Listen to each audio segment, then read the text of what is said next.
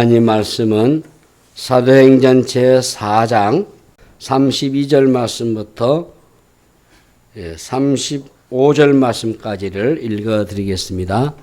믿는 무리가 한 마음과 한 뜻이 되어 모든 물건을 서로 통용하고 자기 재물을 조금이라도 자기 것이라 하는 이가 하나도 없더라. 사도들이 큰 권능으로 주 예수의 부활을 증언하니 무리가 큰 은혜를 받아 그 중에 가난한 사람이 없으니 이는 밭과 집 있는 자는 팔아 그 판 것의 값을 가져다가 사도들의 발 앞에 두매 그들이 각 사람의 필요를 따라 나누어 줍니다. 아멘.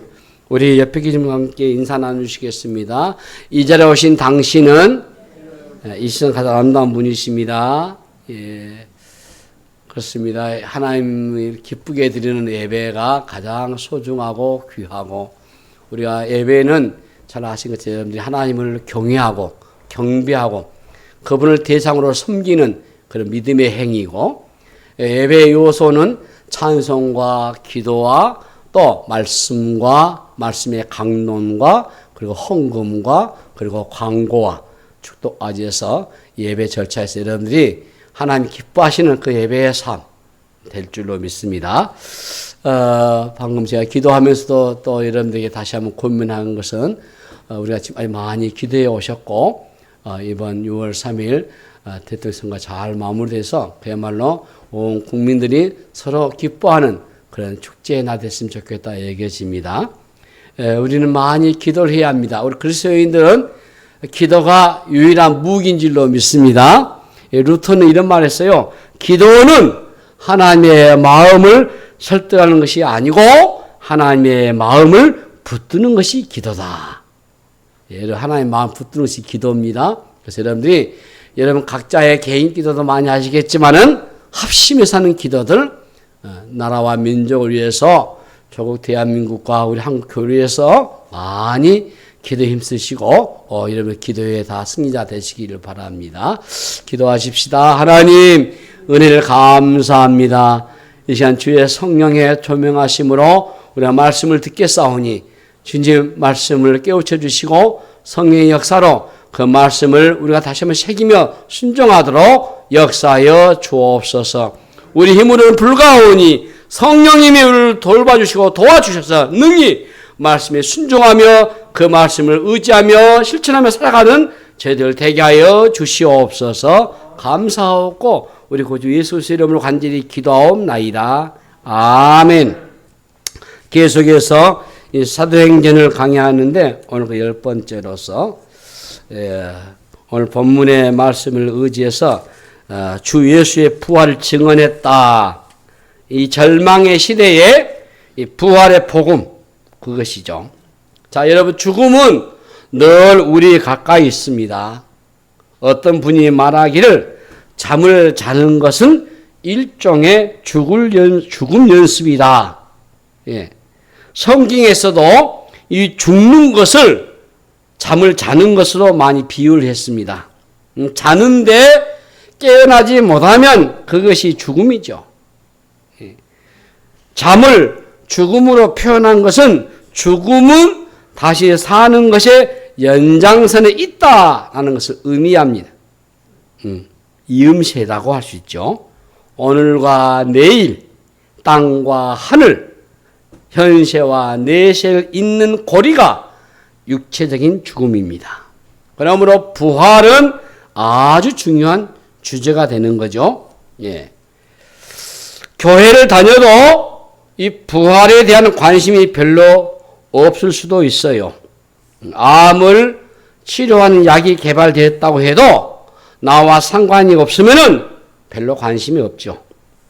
언젠가 암이 완치되는 약이 만들어진다면 그것은 그야말로 어마어마한 소식일 것입니다. 그러나 진정한 복음은 이 부활 사건입니다. 오늘 주의 제자들이 사도들이 큰 권능으로 주 예수의 부활을 증언했다. 초대교회의 핵심이에요. 초대교회의 예수의 사도들과 제자들과 그의 백성들은 주 예수의 부활을 증언했던 사람들이고 주 예수의 부활만큼 부활을 증언했다. 그 여기에 큰 은혜를 받았다. 이게 핵심이잖아요. 예수님이 죽으시고 사흘 만에 다시 살아나신 이 부활의 복음이 그야말로 인류에게 가장 큰 굿뉴스가 되는 것이죠. 예수님의 부활 사건을 가정으로 그 이전과 그 이후는 완전히 달라졌습니다. 썩어짐이 종로하던 세상에 부활의 새 생명으로 가득한 새 시대가 됐어요. 이 신학의 교회를 출발하게 한 핵심적인 주제가 바로 우리 주님의 부활입니다. 예수님의 부활로서 신학의 교회가 탄생이 된 거죠. 우리 본문 33절에 다시 한번 사도들이 큰 권능으로 주 예수의 부활을 증언하니 무리가 큰 은혜를 받아 예수님의 죽으심은 제자들과 측근들에게 두려움을 안겨줬어요. 그런데 사흘째 되던 날 무덤을 찾았던 여인들이 빈 무덤을 발견합니다. 주 예수님은 성경대로 사흘 만에 다시 살아나셨습니다. 그 부활하신 예수님은 11 제자들에게 자기 몸을 보이셨고 형제 야고보에게도 보이셔요. 그리고 500여 형제에게 일시에 보이셨어요. 부활 이후에는 오순절날 120명이 모인 곳에 성령님이 강력하게 임하셨는데 불과 바람같이 임하신 성령에 의해서 이 120명의 부활이 증인이 되죠. 부활의 복음을 증거하다가 생명을 바치는 사람들이 생겨났다. 예수님의 부활은 그러므로 신학교회의 기초가 되는 겁니다. 부활은 결코 빼앗길 수 없는 주제일 뿐만 아니라 우리 신앙의 가장 중요한 핵심 진리입니다. 예수가 다시 살아나셨다고 하는 것은 그야말로 충격적인 일이요. 예수의 부활은요, 역사의 판도를 바꾸는 그야말로 분기점이 되는 사건입니다. 단순히 가십거리로 삼다가 끝나버릴 주제가 아니단 말이에요. 예수 그리스도의 부활이 없었다면은 교회는 시작될 수가 없습니다. 이 부활의 믿음 위에 주의 교회가 세워진 거죠. 부활은 우리의 삶의 모든 영역에 변화를 불러왔어요. 죽음이 끝이 아니라고 이 죽음으로 인해서 새로운 생명이 우리에게 주어지는 것이 부활의 능력입니다. 우리가 살고 있는 세상은 지금 죽음의 힘이 작동되고 있어요. 그래서 모든 사람은 죽음의 위세에 눌러서 살아갈 수밖에 없어요. 그래서 누구나 죽음을 두려워하지요. 강제적인 이별이죠. 모든 것이 상실함입니다. 죽음보다 더 큰 폭력은 없어요. 죽음은 잔인해요. 죽음의 힘이 득시하는 곳에 애통함이 있고 절망이 있고 슬픔이 가득하죠. 그러나 그리스도의 십자가의 이 부활의 사건은 새로운 역사를 만들어냈습니다. 초대 교회는 관념적이거나 사상적인 집단과는 다릅니다, 여러분. 일반 조직체나 단체와도 전혀 다른 성격을 갖고 있어요. 이 초대 교회 공동체는 예수님의 부활을 믿는 사람들의 모임이었어요. 그래서 부활 신앙은 그들의 삶의 태도와 삶의 방식을 완전히 바꿔버렸어요. 제자들은 애매모호한 것을 믿는 게 아니고 확실한 진리에 생명을 걸었습니다. 이 복음서의 제자와 사도행전에 나온 제자는 다르죠. 사람은 같은데 달라요. 이 성령의 임하심으로 십자가와 부활 신앙에 불을 붙여버린 거예요. 오순절의 성리사건 이후에 부활 신앙으로 무장된 예수의 제자들은 자신의 생명을 완전히 바쳤습니다. 그러니까 복음서에 나타난 제자들의 삶과 사도행전에 나타나는 제자의 삶은 완전히 다르죠. 자신의 생명을 바쳐가지고 부활의 예수를 증거하는 그야말로 증인으로 바뀌어버린 거예요. 다메섹 도산으로 가던 바울이 예수를 만났습니다. 그가 만난 예수가 부활하신 예수님이세요. 바울은 부활하신 예수님을 만나면서 자신의 생명을 겁니다. 죽음을 두려워하지 않으면 사실 두려워할 게 별로 없어요. 우리의 모든 두려움의 근원은 이 죽음에 대한 두려움이죠. 부활 예수는 과거의 예수로 끝난 게 아니고 현재 살아계신 예수님을 말한 거예요. 예수님은 우리의 삶을 주관하시고 우리와 동행하시는 분이셔요. 이 부활의 주와 함께 살아가는 일상을 여러분 살아가시길 바랍니다. 우리 안에 이 부활의 생명이 충만할 뿐만 아니라 죽음의 힘이 더 이상 우리에게 작동되지 않는 삶을 살게 되는 것입니다. 그래서 신학의 이 공동체는 부활을 노래하는 공동체다 하는 겁니다. 우리가 매주일 부활을 노래하잖아요.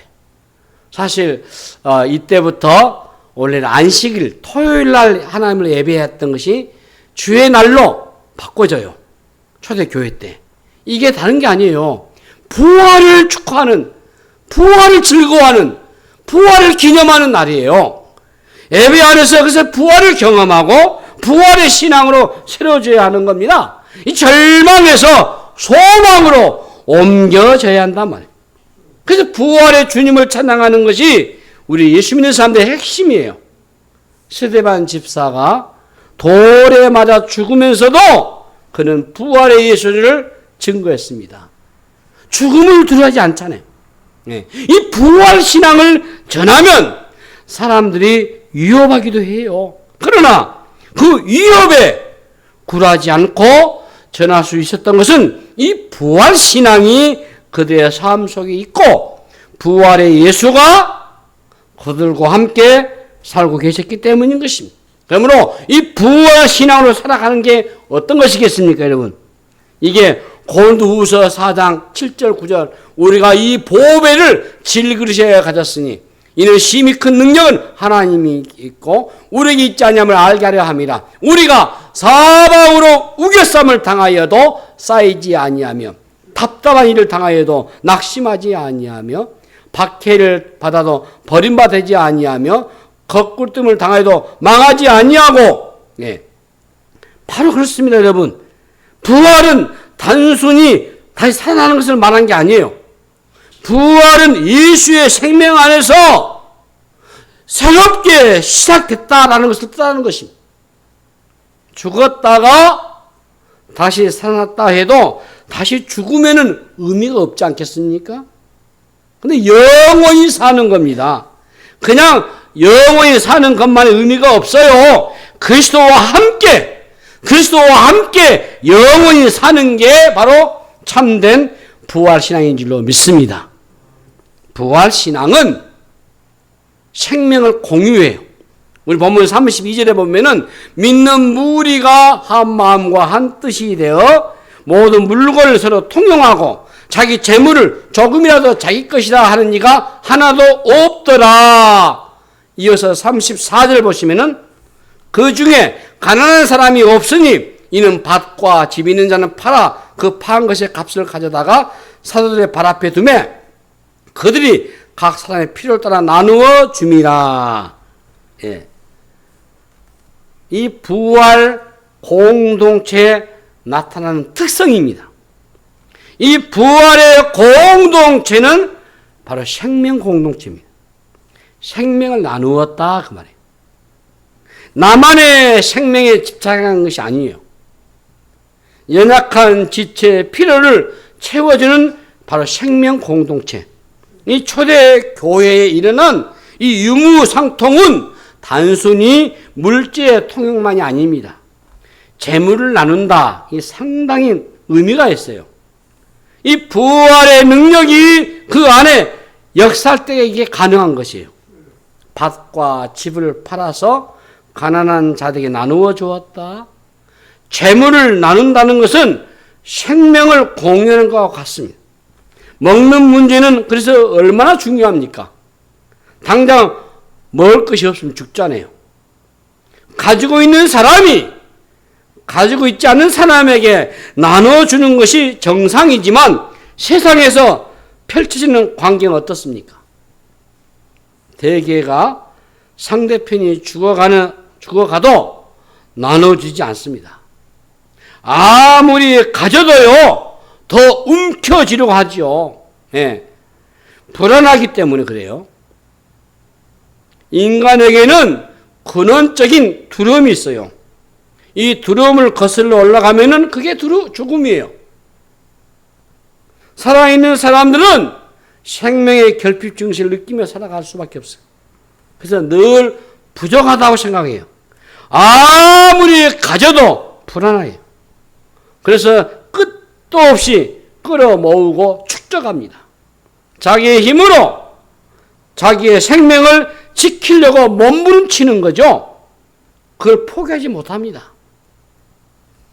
심하면은 다른 사람의 것까지 뺏으려고 해요. 그래서 곳곳에서 살육극이 벌어지는 거예요. 세상은 치열한 생명 각축전이에요. 내가 살기 위해서 남을 죽이는 겁니다.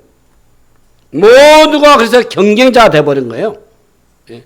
그 안으로 들어가 보면은 스스로 불안을 느끼고 있을 말이에요. 이 부활의 신앙은 나만이 아니고 다른 사람의 생명까지 끌어안는 모습을 보여주는 것이거든요.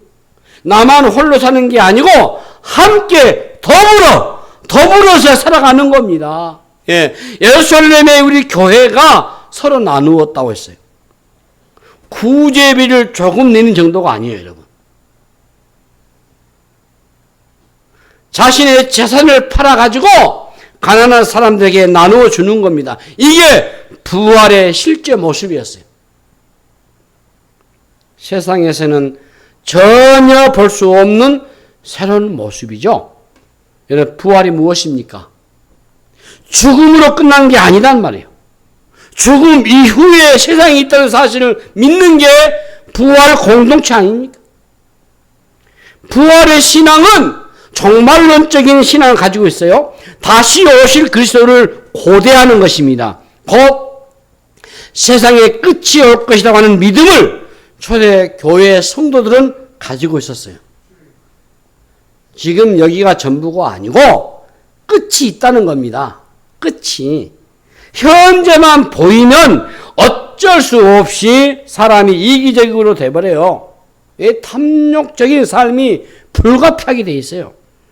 세상의 정치가들은 나를 뽑아주면은 경제 걱정이 없을 거라고 약속하잖아요. 근데 다 구호로 그치죠. 세상의 정치는 이 세상에다가 초점을 맞추고 있어요. 지금 당장 잘 먹고 잘 사는 세상을 만들어내겠다라고 공약을 내걸지만 현실적으로 참 어렵지요. 왜? 초점이 이 땅에 있으니까. 근데 하나님 나라의 정치와 그래서 다른 겁니다. 궁극적으로 이 세상을 하나님 나라는 목표하지 않지요. 어디에 목표합니까? 종말에 기초하는 겁니다. 그래서 하나님 나라의 완성이 목표가 되는 겁니다. 누가 정치를 하든 간에 이 땅은 언제나 모순과 갈등으로 가득 찰 수밖에 없어요. 아무리 나누자고 해도 나누지 않습니다. 종말론에 기초한 성령 공동체가 아니면은 나누기 어려워요. 나눌 수가 없어요. 주님이 곧 오신다는 믿음을 가지고 있으면 이게 달라지는 거죠. 여기가 끝이 아니라고 한다고 하면은 모든 것이 달라질 수가 있어요. 마지막을 늘 생각하는 사람은 나누는 일이 자연스러워요. 자기 것을 자기 것이라 하지 않는 것은 이상한 현상이 아닙니다. 우리가 부활에 참여할 때 자기 집착으로부터 벗어나게 되고 그것이 비현실적인 삶이 아니게 되는 거예요. 여러분, 이 세상의 끝이 아니죠. 영원한 생명을 바라보셔야죠. 오늘날 우리는 어떻습니까, 여러분? 이 부활에 대한 관심을 어느 정도입니까, 여러분? 예수님이 승천하심으로 종말은 시작됐습니다. 다시 오시면 끝입니다. 우리는 역사의 마지막 때를 지금 살고 있습니다. 분명히 지금 말세의 징조들이 나타나고 있어요. 어디를 보아도 다들 마지막 때라고 합니다. 예수님의 삶과 죽음, 부활과 승천까지 하나님의 언약은 다 이루어졌습니다. 이제 마지막 남은 것은 우리 주님의 재림뿐이요. 예수가 부활하셨다는 말은 동시에 인류의 끝이 다가왔다라는 것을 의미하는 것이죠. 하나님의 나라는 그러므로 이미 시작됐습니다. 하나님의 시간과 우리의 시간의 개념은 달라요. 하루가 1000년 같을 수 있고 1000년이 하루 같을 수가 있습니다. 그렇다면 우리의 삶의 형태를 바꿔야 하지 않겠습니까? 하나님의 나라를 바라보는 우리가 세계관을 가져야 되잖아요. 세상을 바라보는 새로운 틀이 우리에게는 필요하는 거죠. 이 마지막 순간에 여러분의 시선을 놓지 않기를 바랍니다. 그 나라가 가까울수록 그 나라의 백성과 닮은 자로 우리가 사셔야 돼요. 예. 천국 시민의 모습을 구현하시라 그 말이에요.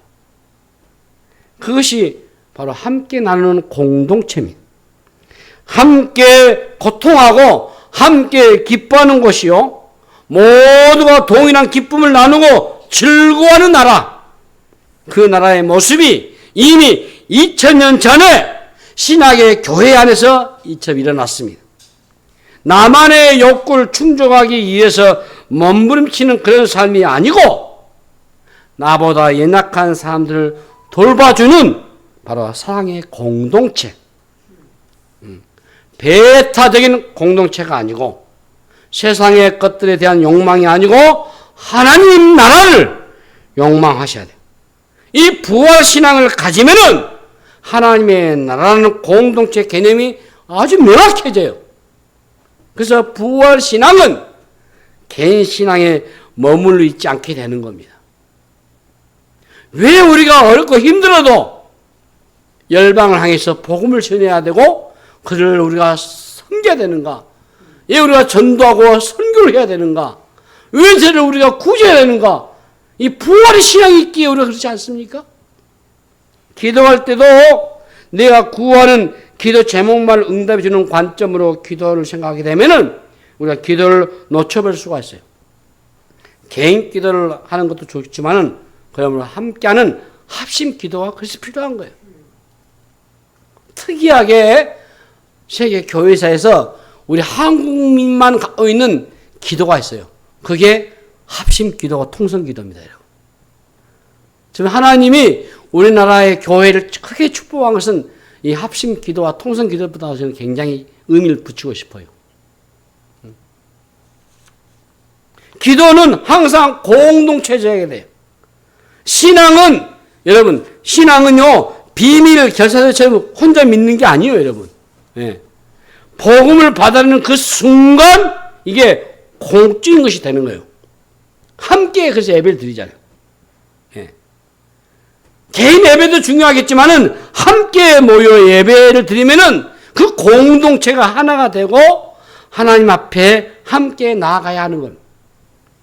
예수님의 죽음을 통해서 수없는 사람들에게 예수님의 부활의 첫 열매가 맺히는 것이에요.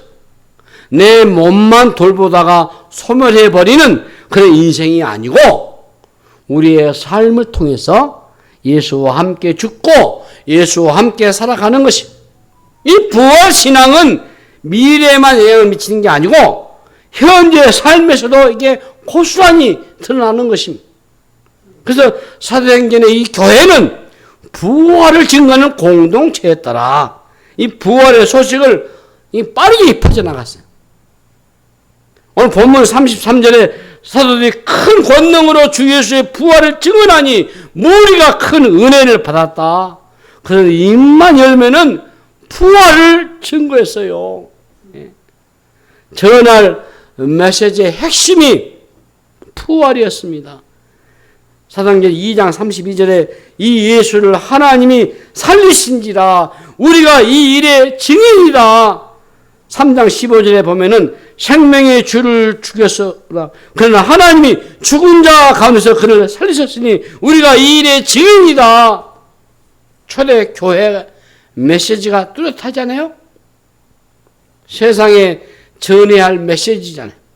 이 부활의 복음보다 더 절실한 게 어디 있겠습니까? 없죠. 사망의 권세에 짓눌리는 사람들이 주님과 함께 하나님의 나라에서 영광을 누리며 살아가는 영생의 복을 받은 것이 절망에 빠진 세상에 직접 부활을 외치셔야 돼요.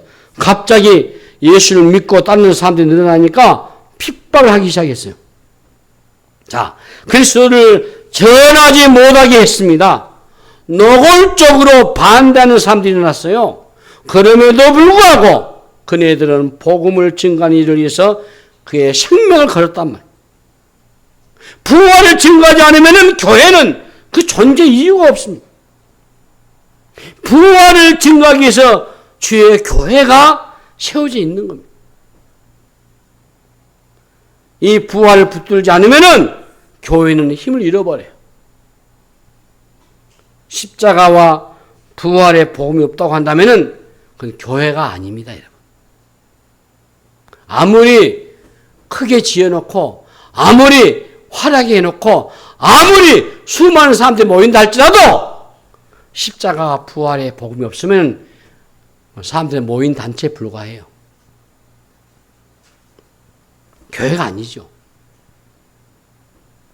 제가 읽은 책 중에 한국 교회는 예배당만 크고 사람들만 북적거리고 많이 모일 뿐이지 교회가 아니다. 굉장히 충격을 받습니다. 이게 교회인가? 이게 교회인가? 교회는 그런 곳이 아니에요. 죽음 이후에 영원한 세계를 믿지 않기 때문에, 우리가 믿기 때문에, 죽음 이후에, 이 사후에 영원한 세계를 믿기 때문에 부활이 그만큼 소중하고 귀한 거죠. 잠시 살다가 끝나버리는 이 세상이 전부가 아니라는 것이죠. 이 부활의 복음을 알게 된 사람이라면 이건 전할 수밖에 없어요. 예. 나만 알고 넘어갈 복음이 아니잖아요. 여러분, 복음은요, 사적인 것이 아니에요, 여러분. 공적인 것이에요. 이것을 알려야 돼요. 전해야 되는 거예요. 이 부활의 복음은 아주 강력하지 않습니까? 복음은 전하기만 하면 되는 겁니다. 예. 우리는 전할 뿐이요. 그걸 믿고 키울 뿐은 하나님이 하신 일이지. 우리는 증인의 사명, 전하기만 하면 되는 거죠. 예. 그래서 여기에 여러분들이 소극적인 자세를 취해서는 안 돼요. 적극적으로 전하셔야 돼요. 우리는 이 복음을 나만 품고 있으면 안 돼요. 적극적으로 이 부활의 생명을, 부활의 복음을, 영광의 부활 복음을 전하셔야 돼요. 복음 자체가 폭발력이거든요. 복음을 받는 사람은요, 이 복음을 전하려고 애를 쓰시는 겁니다. 이 세상은요, 사망의 권세에 포위되어 있잖아요. 그래서 교회 역할은 뚜렷해요. 부활을 알려야 유일한 공동체가 되는 겁니다. 생명의 복음을 가진 사람들은 다른 사람 만날 때마다 생명의 복음을 전하셔야 돼요. 교회는 생명의 복음, 예수의 영광의 복음, 이 복음, 주님의 십자가 복음을, 부활을 전하고 외치는 그 역할, 그게 오늘 우리 목사들 해야 될 일이고 교회 성도 해야 될 일이죠. 자, 지금 봄이 오면서 온 땅에 생명이 발산되고 각종 꽃들이 피어나고 있습니다. 생명은 그야말로 숨겨지지 않습니다. 발산하고 이게 드러날 수밖에 없어요. 이 부활 공동체는요, 살리는 영으로 가득 찬 곳이 부활 공동체입니다. 교회는 그러므로 살리는 영이 있는 것이죠. 부활의 생명을 세상으로 흘려보내셔야 돼요. 세상은 반대로 죽음의 영이 가득하잖아요. 세상은 온통 죽음으로 도배되어 있잖아요. 마귀는 살인의 영, 죽음의 영, 거짓의 영, 사람들을 위협하고 이걸 자기 편으로 끌어들여요. 죽음의 영이 지배하는 세상은 겉으로는 화려해 보이겠지만 그렇지 않습니다. 세상은 소멸의 힘에 의해서 지배를 받고 있어요. 세상에 소멸되지 않는 것은 존재하지 않습니다. 아무리 굳건해 보여도 오래 버티지 못해요. 사람은 죽음을 의식하고 살아갈 수밖에 없어요. 살기 위해서 밥을 먹지만은 결국은 죽습니다. 건강하기 위해서 운동을 하겠지만 결국은 죽습니다. 사람들은 죽음 앞에 무력할 수밖에 없어요. 어디를 가나 죽음의 그림자가 드러워져 있어요. 예, 죽음의 영이 가득하기 때문에 이 폭력의 영, 자살의 영, 살인의 영이 가득하잖아요. 참 부끄럽고 슬픈 것은 전 세계 215개국 나라에서 자살률 1위, 연로하신 나이 드신 분들의 자살률 1위, 청소년 자살률 1위, 이 나라 이렇게 돼버렸어요. 한번 죽고 싶은 마음이 찾아오면요, 이 죽음의 영이 시달려요. 그래서 우리 청소년들이 팔목을 칼로 그어가지고 상처투성이 된 채로 상담을 찾아오는 사람이 많답니다. 약물도 많고요. 지금 언론에 안 나왔을 뿐이지 대학가들도 마약으로 보통이 아니에요. 이러면. 그리고 입에서 죽고 싶다는 말을 끊임없이 쏟아내게 돼 있어요. 얼마나 많은 영혼들이 짓눌려 있는지. 마귀가 살인의 영이거든요. 죽음을 부추기잖아요. 이 우울증이 무서운 것은 우울증이 이게 자살로 연결되기 때문에 무서워요. 어느 한순간 이게 죽고 싶어 하거든요. 그래서 죽음의 환영이 시달려 버리면은 끝장 나버리는 거예요. 이 죽음의 영이 부추기게 되면요, 한순간입니다.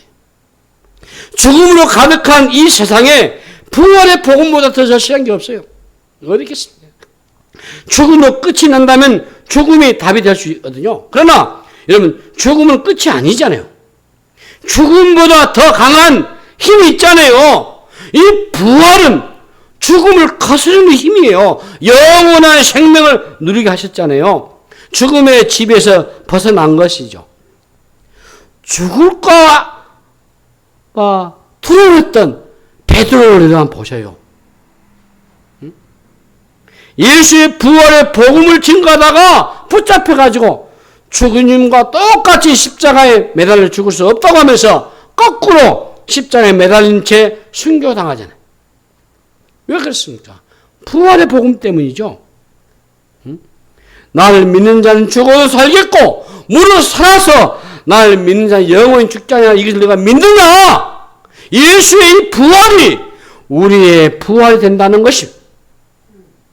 겨울이 지나면 봄이 오면, 겨울이 지나 봄이 오면 세상에 꽃들로 만연한 것과 같이 부활의 능력은 이 세상을 바꾸어도 남아요.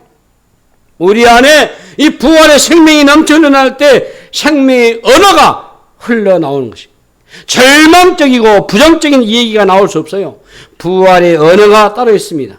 모든 사람들이 다 죽겠다고 할 때에 우리는 살겠다라고 선포를 하셔야 돼요.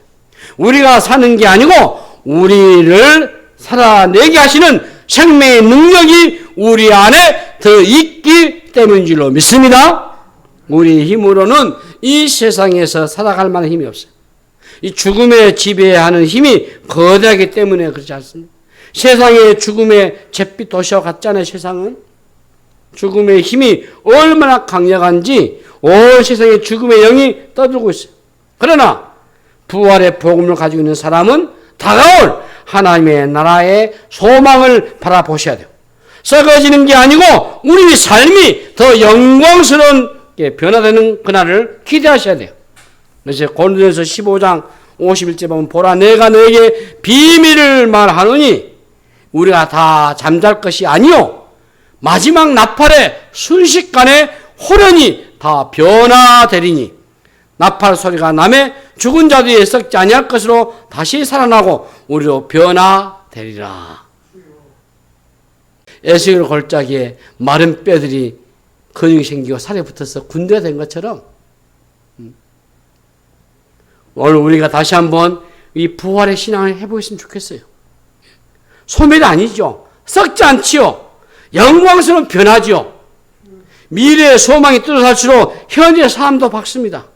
저주의 상징인 죽음까지도 가장 복된 것으로 바꾸는 이 부활 사건이죠. 그 부활 신앙의 중심, 이 활동의 중심, 전해야 될 이 메시지의 중심, 부활의 증인이 우리의 정체성이 되셔야 돼요. 그래서 우리는 이 부활을 증거하기 위해서 존재하는 겁니다. 그분이 살아나셨다. 그분이 우리를 살리셨다. 죄와 사망의 권세로부터 우리를 일으키셨다. 예수를 믿는 순간 하나님의 생명이 우리 안에 들어왔습니다. 부활의 신앙을 무장하시고 여러분들 모두가 부활의 일상으로 살아가셔야 돼요. 부활절이 그래서 가장 기쁘고 즐거운 날이죠. 우리가 주의 날이 그런 날이죠. 예수님이 다시 살아나심이 없었다면 우리의 믿음이 헛것입니다. 부활이 없다면 우리가 믿는 것은 아무 의미가 없습니다. 그분은 다시 살아나셨습니다. 우리도 그러므로 부활할 줄로 믿습니다. 부활은 그러므로 축제 중에 축제입니다. 그리스도가 다시 살아나심으로 우리를 죽음의 권세로부터 자유하게 하셨어요. 더 이상 죽음을 두려워하지 않습니다. 부활은 완전히 다른 생명 안으로 들어가는 것이요. 우리는 한시적으로 육체의 옷을 입고 있을 뿐이에요. 그러나 죽음이 다가오면은 육체의 허물을 벗어 우리는 죽지 않고 영으로 주님을 만나게 될 것입니다. 주님이 다시 오시는 새하늘과 새 땅에서 영원히 사는 그런 복을 누리게 될 줄로 믿습니다. 부활의 예수를 증거함으로써 이 땅에 그리스도의 계절이 오게 하는 일에 쓰임받는 저희 여러분 다 되시기를 주님의 이름으로 축복합니다. 하나님 우리 아버지 은혜를 감사합니다.